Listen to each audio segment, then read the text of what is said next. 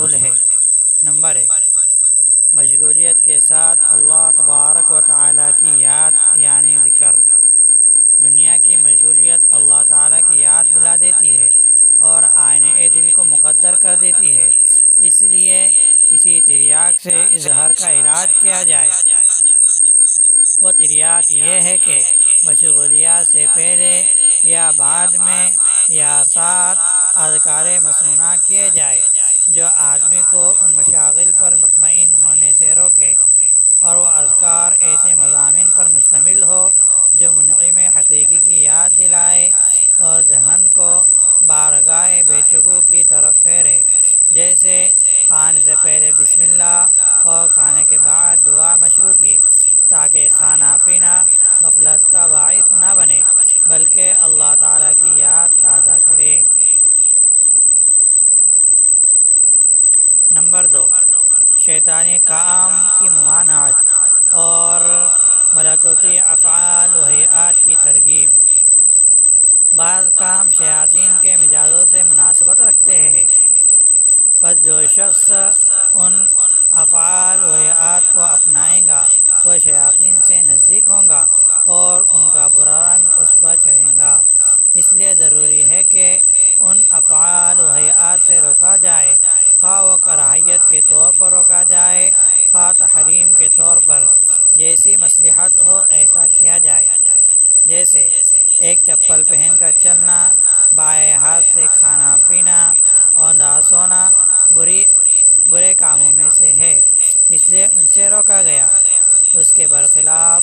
بعض افعال و ہیئات شیطان کو دھکار دیتے ہیں اور فرشتوں سے نزدیک کرتے ہیں، جیسے بسم اللہ پڑھ کر کھانا، گھر میں داخل ہوتے وقت اور نکلتے وقت اللہ کا ذکر کرنا۔ پس ضروری ہے کہ ایسے کاموں کا حکم دیا جائے اور ان پر ابھارا جائے۔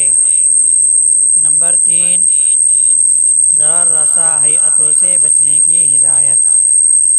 ایسی ہیئتوں سے، ایسے کاموں سے بچنا ضروری ہے جن میں انسان کا ضرر یعنی نقصان کا اندیشہ ہے، جیسے بغیر منڈیر کی چھت پر سونا، مشکیزے کے منہ سے پانی پینا، رات میں چراغ جلتا ہوا چھوڑ دینا۔ نمبر 4،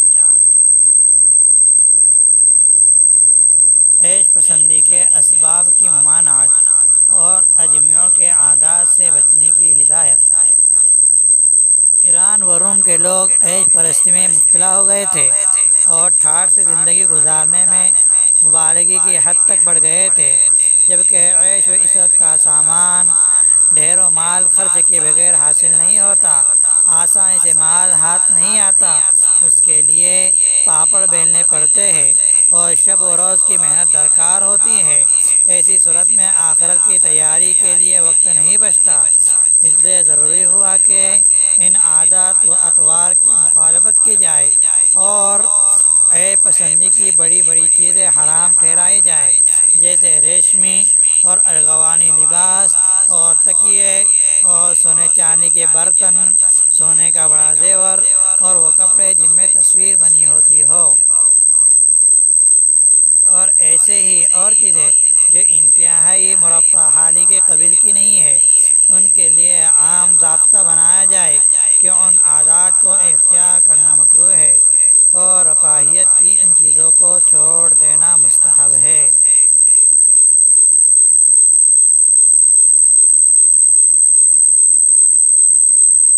نمبر 5، متانت و وقار کے منافی حالت کی ممانعت۔ شریعت کا یہاں منشا ہے کہ عیش پسندی اور آسودگی اور تکبر لوگوں کی حالت تک نہ پہنچنے چاہے۔ وہاں یہ بھی ہے کہ ارتفاقات کو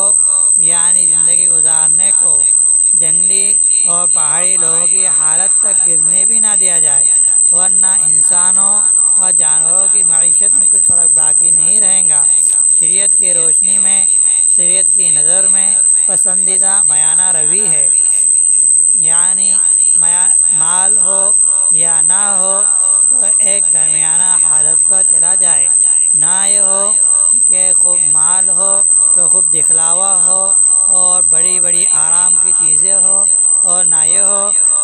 اللہ تبارک و تعالیٰ نے مال کی نعمت دی ہے تو اس کا اظہار نہ کیا جائے، بلکہ فقیروں عاجزوں کی طرح بوسیدہ پراگندہ بار رہا جائے۔